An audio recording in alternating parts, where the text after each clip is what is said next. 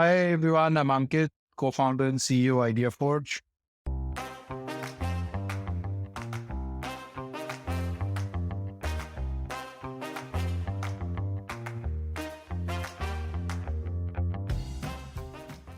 Just a quick note before this episode starts, we recorded this interview last year before the IdeaForge IPO. Do you remember the drone scene in the movie Three Idiots? That drone was built by a relatively unknown company at that time called IdeaForge. If you are at all interested in the equity markets, then you would surely know that today IdeaForge is no longer an unknown company. In fact, it just pulled off the most successful public listing of the last 2 years.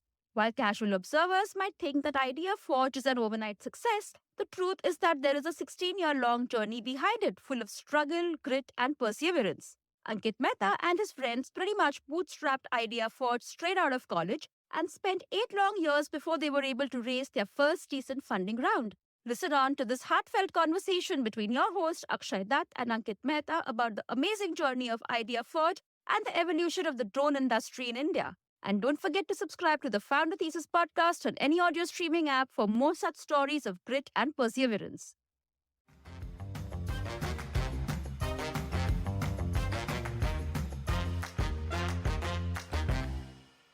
Actually, what happened was that I was looking to start up pretty much straight out of college because I did not sit for the campus placements. I also did not apply outside for any further studies or anything like that.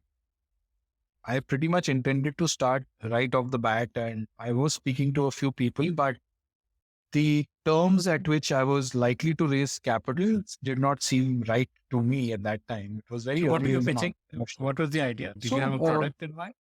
I had filed a patent on a novel energy storage device, which was essentially storing mechanical energy in a way that you can accumulate it and then release it later.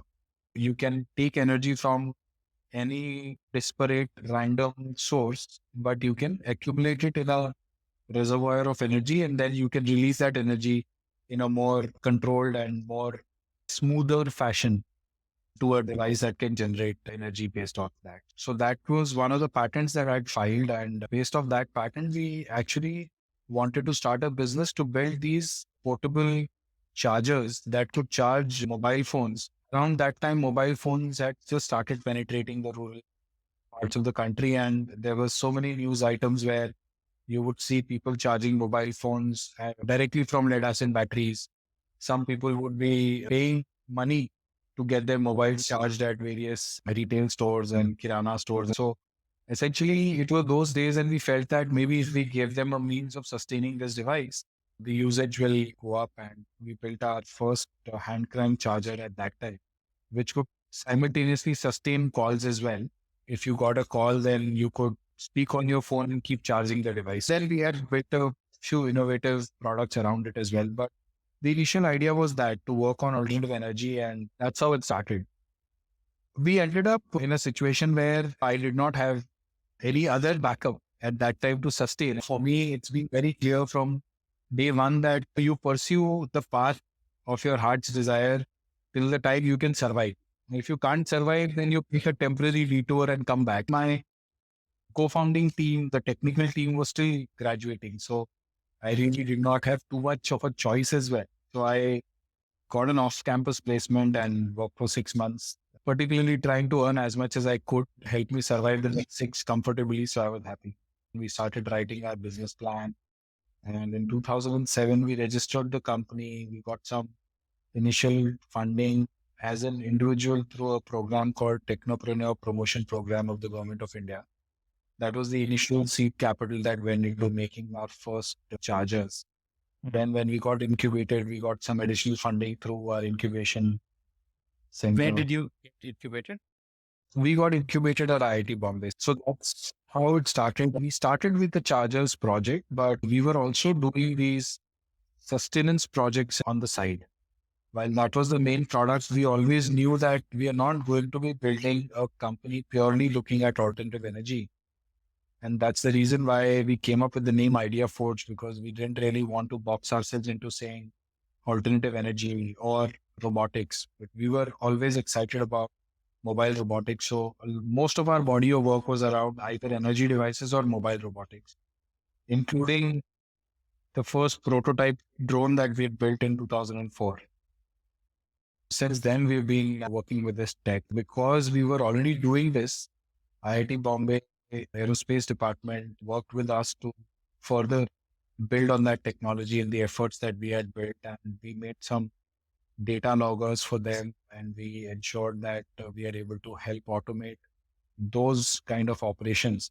In 2008, there was this competition where, alongside MIT US and many colleges from the rest of the world, we competed in a competition called MAV 2008, which was jointly held by Department of Defense US and the Indian Army. In that competition, we helped IIT Bombay secure the pole position alongside MIT US. Then, because of that, there was a lot of acknowledgement that there is a company or a team in India that can actually build these kind of technologies from scratch. Because at that time, there were very few sources of getting your autopilots from.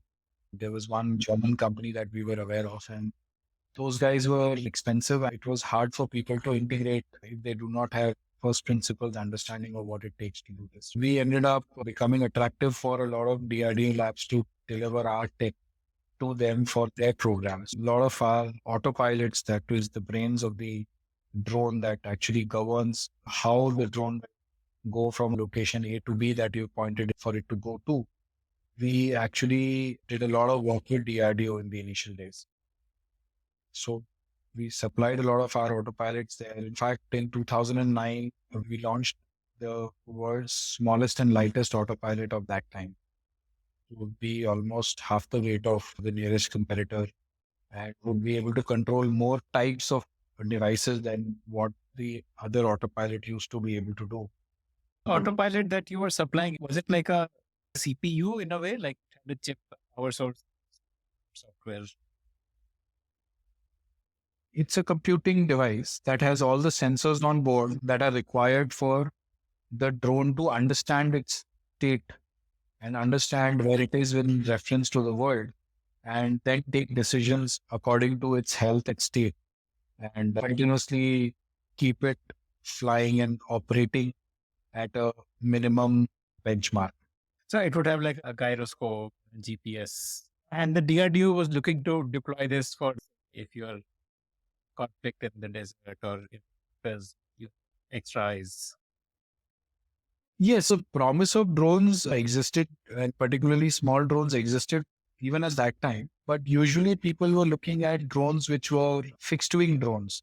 Even DRDOs had a lot of programs and projects around fixed wing drones where you could throw them with your hand and have them do a mission with a camera on board and then come back and land, be comfortably retrieved.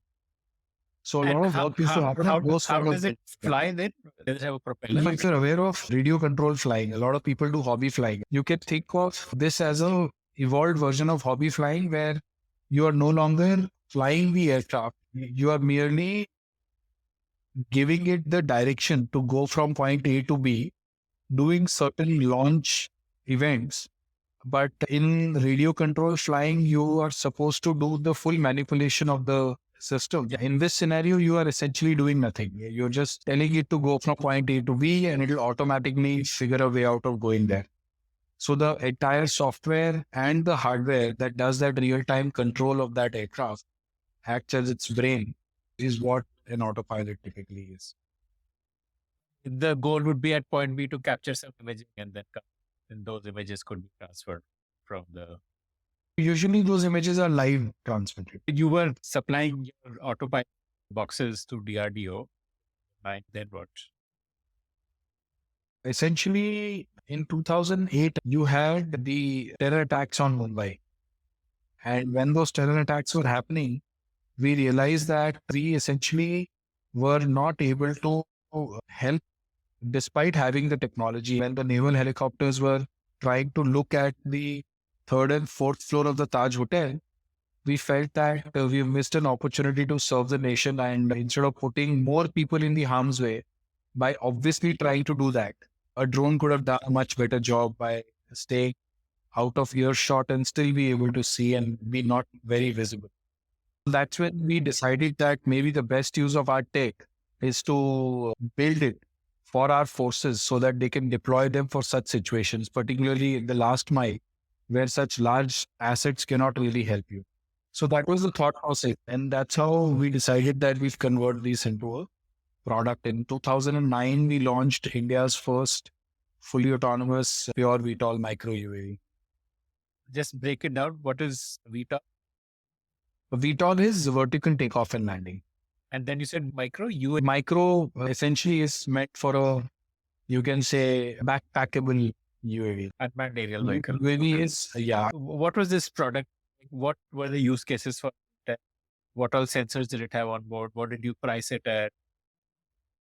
It had a camera sensor on board. It had two camera sensors. One could work in the day and the other could work in the night as well.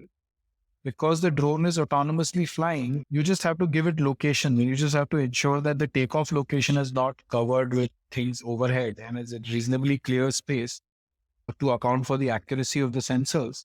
But as long as those things were taken care of, the system would autonomously take off, continuously beam live video from that location and offer the ability to do dynamic control of the system. So if you want the system to move a little bit left, right, go to another location, all of that was possible using the system that we had built. So this is the kind of stuff in Hollywood movies where they show target terrorists in Iraq and stuff like that. That is happening on much bigger systems. They are still drones, but they are much larger ones that need a runway to take off and land. What we build are drones that somebody can carry in a large backpack and deploy them at the last mile. You were selling this to defense organizations. Yes, mainly we started by selling to our police forces, and that subsequently went on to be used for beyond that as well. Who was doing sales? You sound like a bunch of technical people. Someone must have needed to learn how to do sales. Initially, one of our other teammates, Amardeep Singh, he used to do marketing for us. He also was from IIT Bombay. He used to do the sales and marketing work for us. So in our case, the sales and marketing was primarily centered around the need for doing flight demonstrations of the system we had built. Because at that time, it was really good enough for people to just see something flying because that wasn't such a commonplace sight. So most of our sales was just showing the system fly and getting live video and being able to see the aerial perspective, or as we call it at times, the God's view of things. We used to have a lot of fun in the field, showcasing the technology to our end users. But police departments had the budget for, you didn't need to really sell in that traditional sense of getting them to buy and all that. Essentially, they were already looking for this. You just had to show your product is technically sound. The fact that it is available was a massive curiosity for everybody. Once they saw it flying, they obviously really liked what they saw and therefore were willing to carve out the necessary budgets to buy it.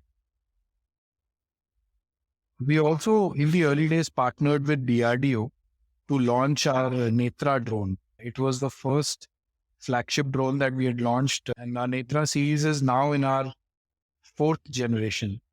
And it's been used in many cases to do counterinsurgency, counter-terror, or emergency response. Now they are also used for mapping applications as well, where our drones are being deployed for creating land records for end users. Were you able to break even once you started selling this to the police department? What was the revenue like? So essentially what happened was that we started from a, you can say, high volume, low margin, low tech product, which was the chargers business that we were doing. From that to moving towards the low volume, but higher margin and higher mix product. We were very conscious that we will have to make money of our own, because by then also, one thing I had realized was that it was very unlikely to get funding for hardware projects, particularly if you wanted to get value from the deal. We always were very clear that we have to build a product that the customer wants to buy can use effectively, and we can make money from it so that we can build the next one or the next one after that. Not just build it for the customer, but also invest in technology so that we can continuously improve what we are building. So that consciousness was there in us, and therefore we were quite appropriate in terms of how we price it. It was commensurate to what it would have taken to survive in those times. What kind of annual revenue were you doing in those years? I think about crore or so, or Okay. maybe 3 crores. 2015 is when you got a reasonably good size seed funding round. How did that come about? Our story has been, and I say this very often these days, that as far as funding is concerned, in every event, we were like tiger out of his cage in a zoo. Because people come to the zoo to watch the tiger, but if he is out of his cage, nobody wants to go near him. So that's who we are, and very challenging to get funding for these kind of ideas. And problem was that it was just the times. Those times were all about software. So nobody really understood in the venture world what it takes to build a hardware company. It was what it was. And even when you would get funding offers, they would not sound right. After having spent enough years in doing this, we knew that if we can't be valued right, then there is very little merit in getting into that partnership. It's only going to be win for one side and it's not going to be win-win for both of us. That ways we were very conscious. So we had to prove the business model every step of the way before we got funding. 2015, we got funding because we had won the country's first capital procurement, which usually the Army, Navy, Air Force headquarters do on the Air Force to give them mini UAV drones for some of their forces. That contract, when we signed, was sizable. Therefore, because of that, people felt that no, it seems like a business can be built here as well. And that's how interest came to us. And because a lot of the capital was visibly going to go into execution of that contract itself, we had the good fortune of being able to raise some capital in 2015. That was all, you can say, quasi pre-Series A kind of funding that means. How big was that contract? Capital from Air Force? Cumulative value at that time was close to between $5 to $7 million. That was a The massive. dollar value of that time. It was the largest at that time. So that was the journey there.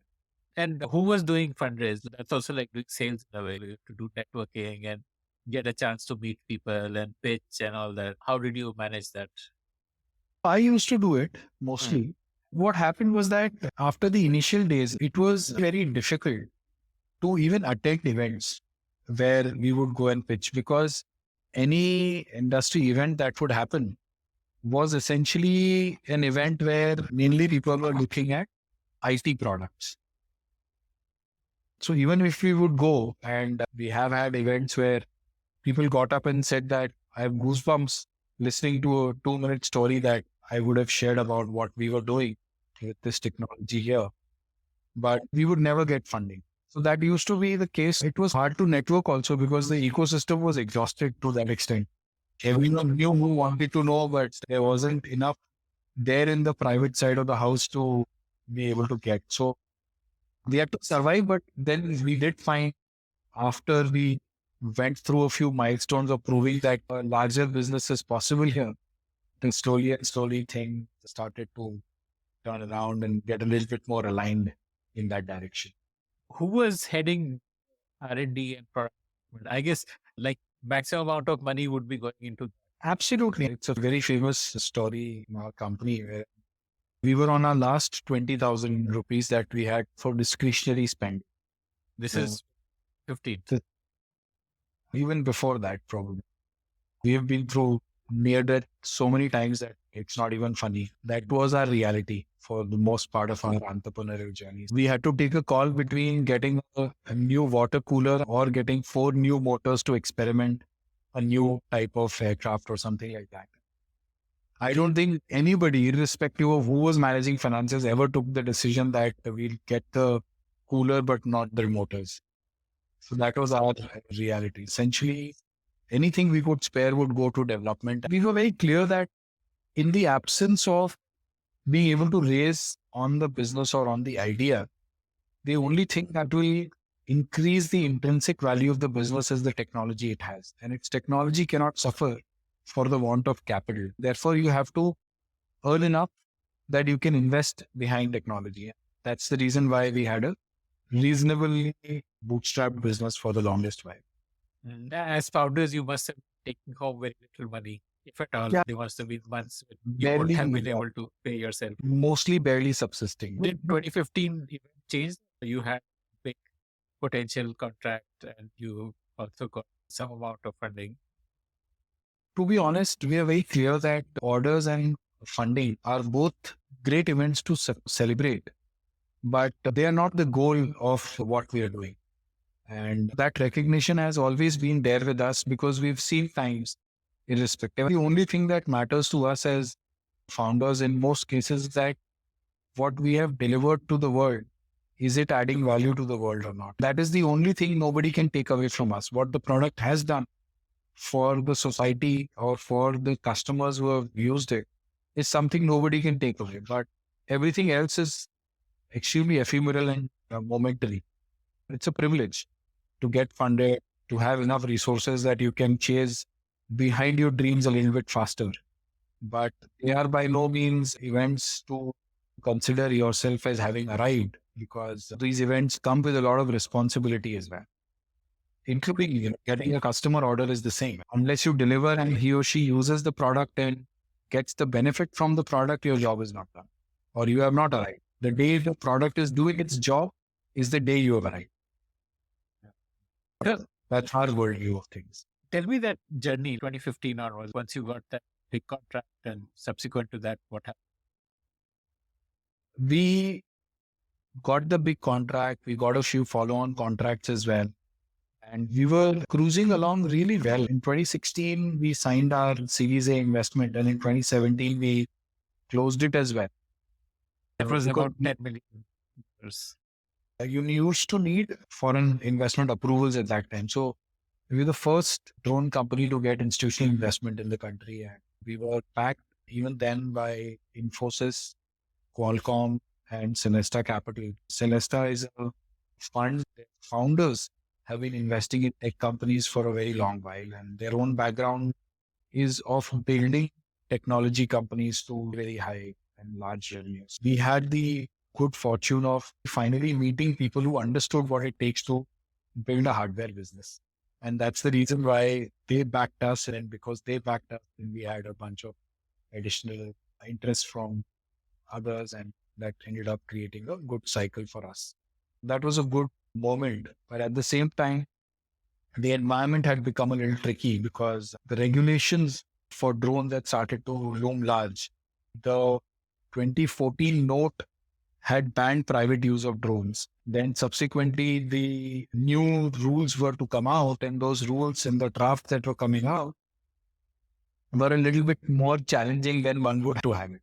Then finally, in 2018, when the rules came out, everyone knows that they were quite difficult to implement, but not probably because they were difficult to implement technically, but more because they did not envisage any gap between a government system being ready and the enforcement of the rule. What the government could have done, they could have used it a little bit differently, but there's hardline stance that everything will happen through the system ended up creating a little bit of a logjam at that time. And for a couple of years, the industry was drifting along on the margins. For an outsider who's not from this industry, what was the problem with these rules? Why did it crash the growth of that industry?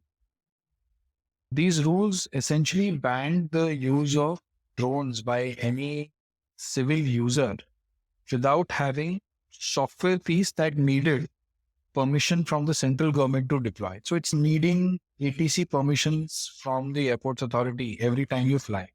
Now that mission for an industry like this, if it has to come manually or if it has to come physically or if it has to come through an automated system, the system has to be ready. But there was no system. ready for that. Till the system is not ready, you do something to keep the Kadi moving. But that was not adopted as a measure. And we waited for it to go live very, very fast. In the end, even after, I think, 2 years, we were nowhere close to the finish line on that. So that is where things were a little tricky because what was promised as readiness could not have been achieved. Considering a government system and a government, this one, it could not have been achieved. So probably at that time that became a challenge. But now that's all in the past because come pandemic, everyone realized that we'll be losing more lives by not using drones than we will lose by using them. The fears were broken. Suddenly, what was good to have became must have. Drones did pretty much everything during the pandemic, from spraying the streets to us deploying drones with megaphones on them or doing lockdown surveillance and all sorts of activities based on the knowledge of that time that all of us were carrying. We've done so many things which were in that direction. So essentially, the pandemic and the events subsequent to that changed the color of the industry. We are now on a cruising path, exponential growth path in terms of the industry itself is concerned. This restriction, the new law which came in, it private demand for drones, but your demand was largely government, like police force, air force. The way some of the government demand works is that they were at that time testing these systems. So if they were inducted in a reasonable number initially, then they want to assimilate, operationalize, then more demand will come in. So some of that was in that direction. And things were happening there. And that's the reason why whatever numbers happened, even those happened because there was some demand there. Generally, the growth or the exponential growth doesn't come purely from some of these kind of customers. Presently, it is also because of the environment we are in. But in general, you expect enterprise and private side to grow much faster. And that's the reason why it was an important part of operationalizing drones on a daily basis in our life. That did not happen. For many years, it was under restrictions.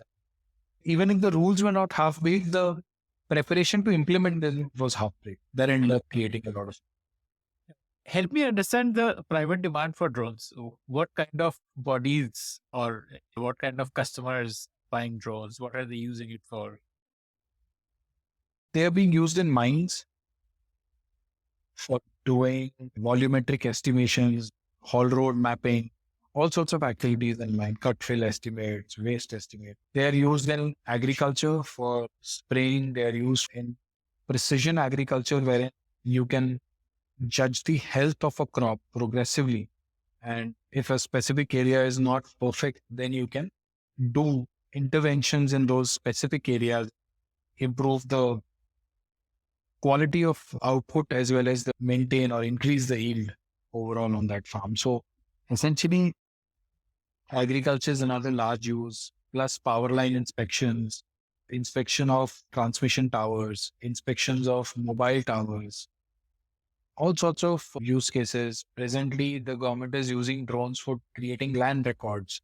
Drones are taking high resolution images and then they are being converted into maps, which are very accurately georeferenced, and property cards are being created with the reference of the same. What changed pandemic hit? You said that the So once norms. the mindset changed that suddenly from what was banned was enabled through special exemptions, then the locust swarms came in. People thought that drones could be used for helping spray insecticides for locusts to prevent the spread. They used drones for that. Then the Swamitwa scheme, which I was talking about, where the government of India is mapping all the 660,000 villages in the country and is planning to create property cards and distribute them to villagers who will get ownership of their land for the first time. That is what is happening on that scheme. So that was launched by the Honorable Prime Minister. Then we had the Galwan incident, where the main reason why we got into that issue was because there was no information of what was happening at the border. Because that information was not available, we ended up getting into a tricky situation. That triggered emergency procurement from the government side, where they wanted to induct technologies that would help them keep eyes on the border or better manage those situations and those kind of escalations. Then the war happened between Armenia and Azerbaijan, wherein Azerbaijan was able to completely outgun Armenia purely on the basis of what drones did in that. So you had a flurry of things that happened, which forced the government to not just open up private use for these kind of scenarios, but accelerated the need to enabling regulations, as well as the defense side of the house also realize that unless they invest behind this technology, there is a fear that the next country that does not have drone power could be the next Armenia as well. In that broad sense, the entire outlook towards the industry changed in a short span of 9 months. We had a new set of rules that came out in 2021. And since then, we've opened up our airspace in a big way to allow this technology to flourish in our countries as well. In fact, now it is a stated mandate of India to want to become the drone hub of the world. What are these new rules which came out in 21? Now you no longer need approval for every flight. As long as you're operating type certified drone in a green zone, which is 85 to 90% of the country, up to 400 feet, you don't need anyone's permission. It has become quite equivalent to flying or taking a car out on the road. You need a street legal car, you need a license plate, and you need a driving license. For drones, you need a type certified drone with a pilot certificate and a unique identification number, which is called UIN. And you are free to fly the drone up to 400 feet in green zones in the country. Anything above 400 feet, unless it is declared as a red zone, is a yellow zone. And if something is declared as a red zone, then you need central government's permission to operate in those areas. These are typically areas around airports or certain critical installations and stuff like that. How did your customer base evolve? You were mostly doing government sales. Once COVID hit, how did your customer base evolve? How did sales cycle and sales organization evolve? The pandemic did not really change the target customer segment per se. It only accelerated some users, and certain other users were getting explored faster than the ones you would have thought will get explored earlier. With Swamitwa, mapping became a rage, and suddenly mapping has become a real thing. Now, nobody wants to look at mapping in the conventional sense, in the sense that the whole age old method of doing mapping with only total stations and those kind of things is done for. Now people are looking at mapping using drones primarily as far as land survey mapping is concerned. Similarly, asset inspections is becoming real. Security and use of drones for security situations has become real. So broadly, it has just reinforced some other use cases have come to the fore, like spraying has come to the fore in a big way.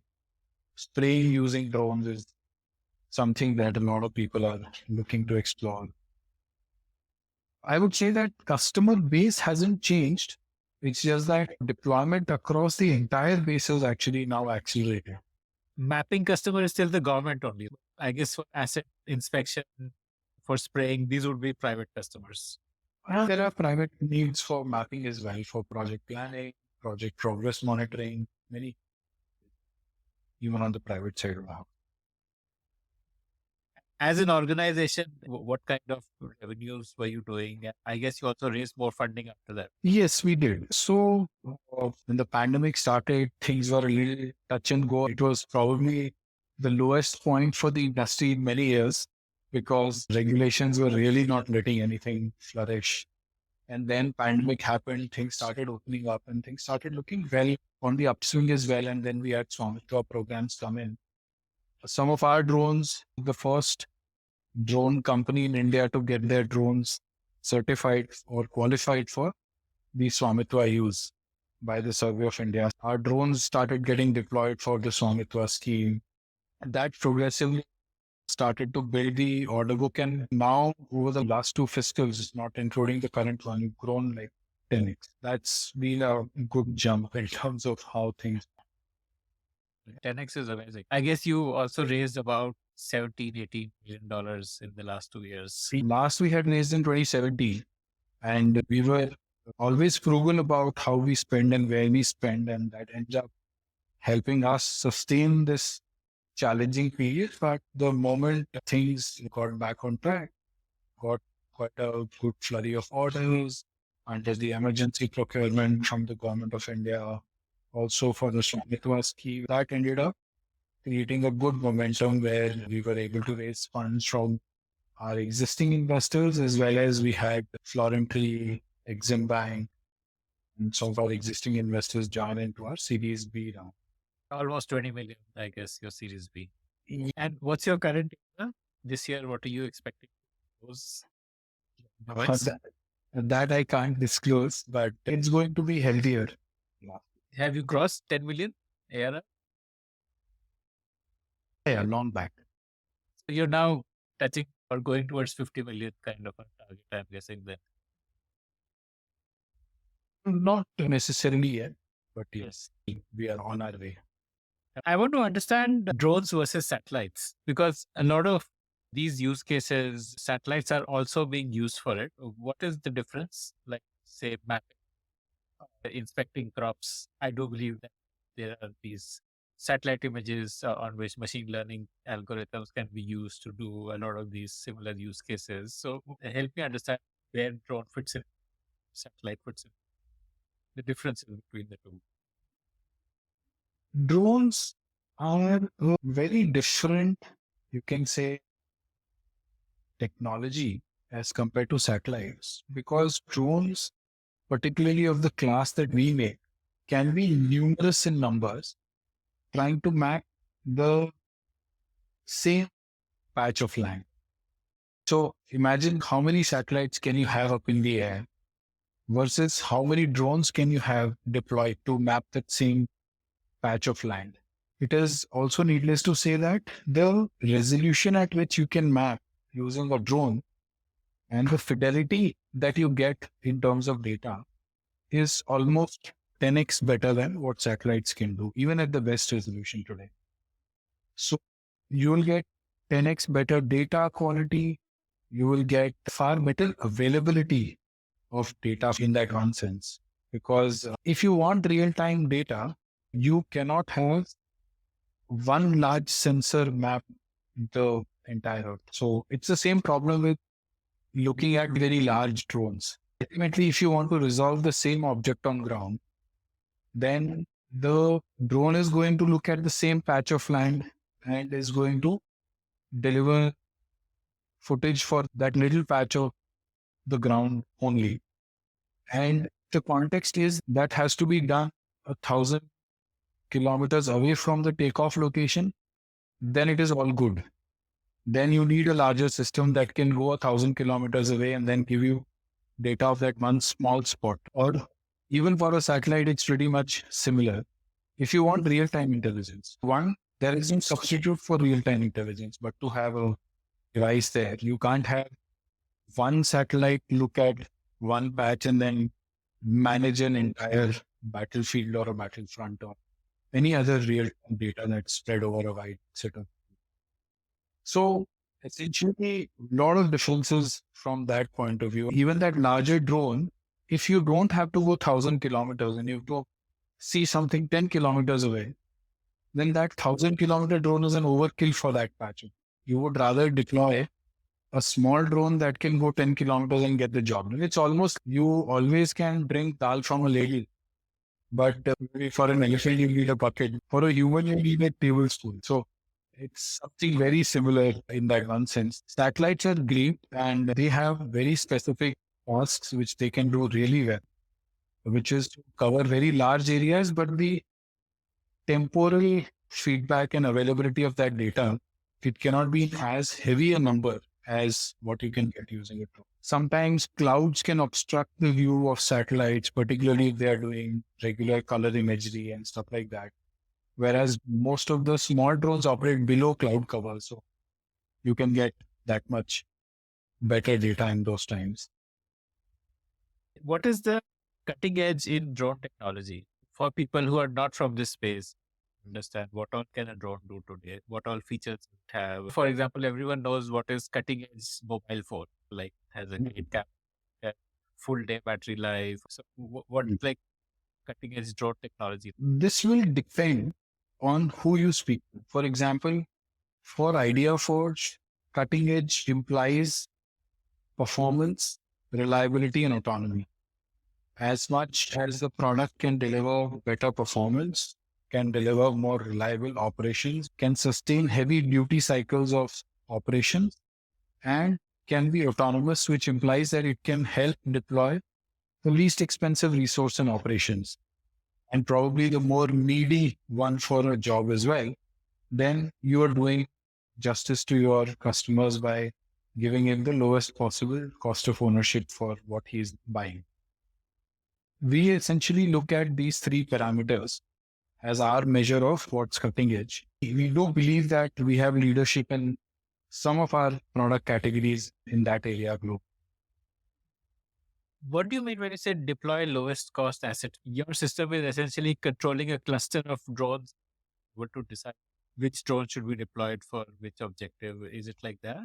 What I mean by that is the following. For example, if you want to map a very large area, then what do you need? You need a drone that can map as much as possible a chunk of that area every flight while retaining the need for accuracy and everything.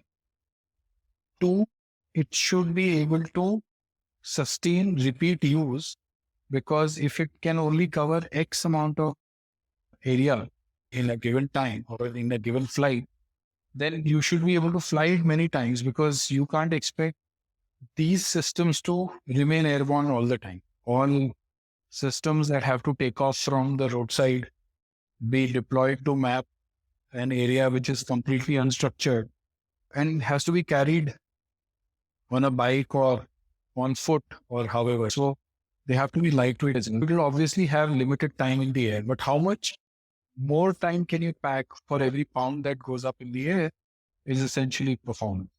So you've delivered that performance, plus you deliver the ability for the drone to do repeat of this performance or remain safe in tough environments, or sometimes even be operable in tough environments. You can ensure that the user gets more life out of their system. You've given him or her more coverage per flight, and then you give him or her more number of flights also. Now he has the lowest possible mix of cost per flight as far as amortization of his hardware is concerned, despite sometimes having a higher upfront cost of ownership. That is a very important factor. So his amortization on the hardware is the lowest. And then if it is in a way automatic or if it is autonomous, you don't need a very, very smart person to operate. You need a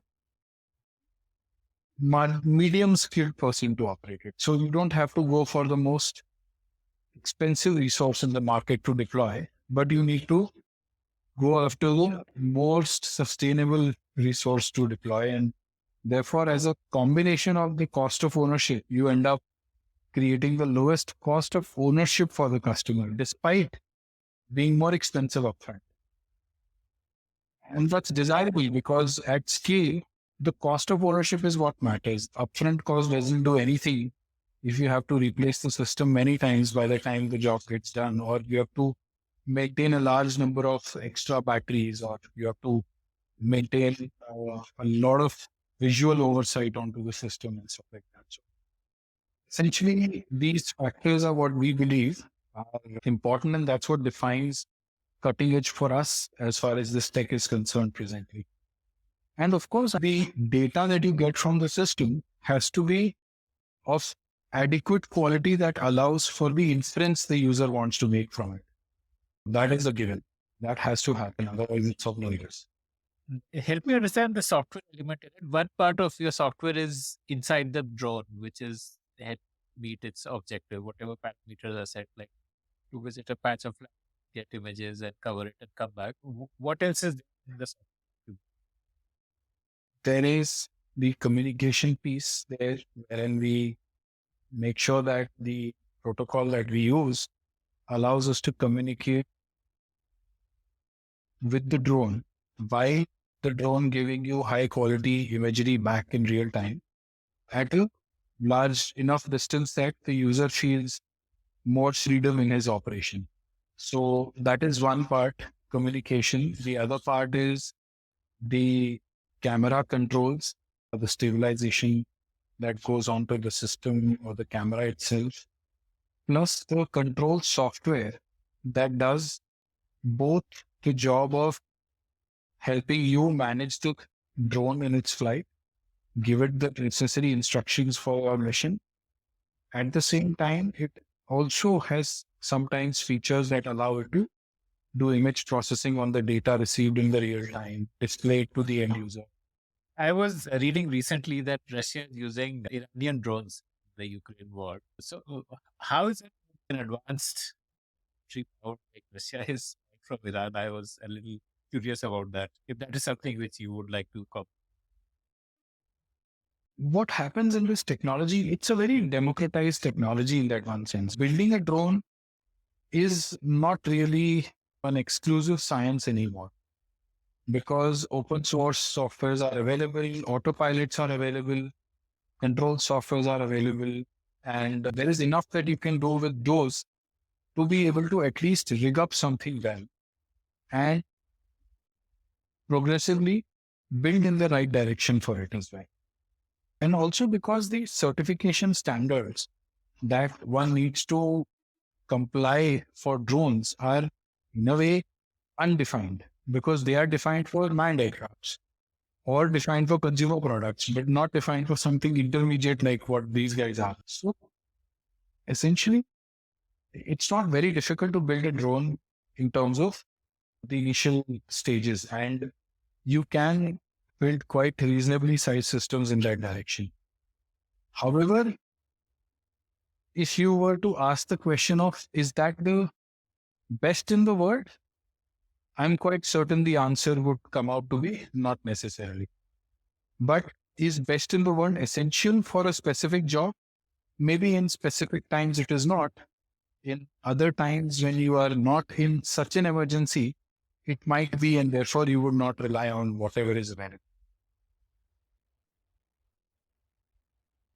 What is the future for the drone industry and where does idea for in that? How big is this market likely to get? Do you have some stats? How big the market is currently? What is it estimated to reach?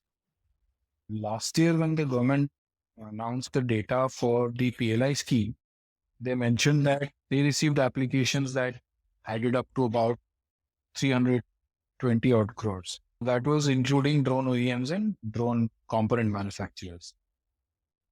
So that was the size of the industry. There are reports on the PLI scheme itself that state about its potential for growth in the subsequent years. It is definitely slated to grow at a very fast clip in the short term. And it is expected to grow and continue to grow all the way till 2030. For example, our own vision of being the drone hub of the world, if that has to mean something, then it is going to be a very large opportunity for the local industry as well. 320 cannot. So this would be the total cost of production by drone companies which Total looking for the revenue of subsidy. total revenue of the drone companies that were seeking the subsidy, the PLI subsidy. So the total market might be say 3 or 4 times of this number, including the non-subsidy business. Not necessarily, because the threshold for applying for subsidy was only 2 crores. So it might not be as large because the threshold was fairly low in this particular. Are you global? Do you supply to outside India? Are you going global? What is your plan? Yes, just in September this year, we took for the first time our systems to the US market. We're already delivering to some international markets like Oman and somewhere in Africa, and even to some of our neighbors. What percentage of your drone is indigenously made? You must be importing some parts must be made in India. As far as our drones are concerned, we've been able to indigenize from a value perspective more than 70% of our system is indigenous. It could be higher than that as well in terms of indigenization. We've pretty much built this technology from scratch. And in a way, if you remember the movie Three Idiots and our early prototype in the movie, we have pioneered this space Oh, at that a was time your where, drone in Three Idiots. yes, yes. Oh, okay. Amazing. Okay. So this was a time where nothing open source was available. We built the entire tech stack ourselves. That's the reason why we have one of the most vertically integrated shop in this domain. What's your headcount now? How big are you as an organization? So we are about 250 odd people on roll and another 200 odd people on contract side of the house for production. So directly employing close to 450 to 500 people. You produce in-house or you do third-party manufacturing? We do a lot of third party component manufacturing as well as subsystem assembly, but we do the system integration ourselves and we do the testing and delivery to the end customer at this point. Amazing.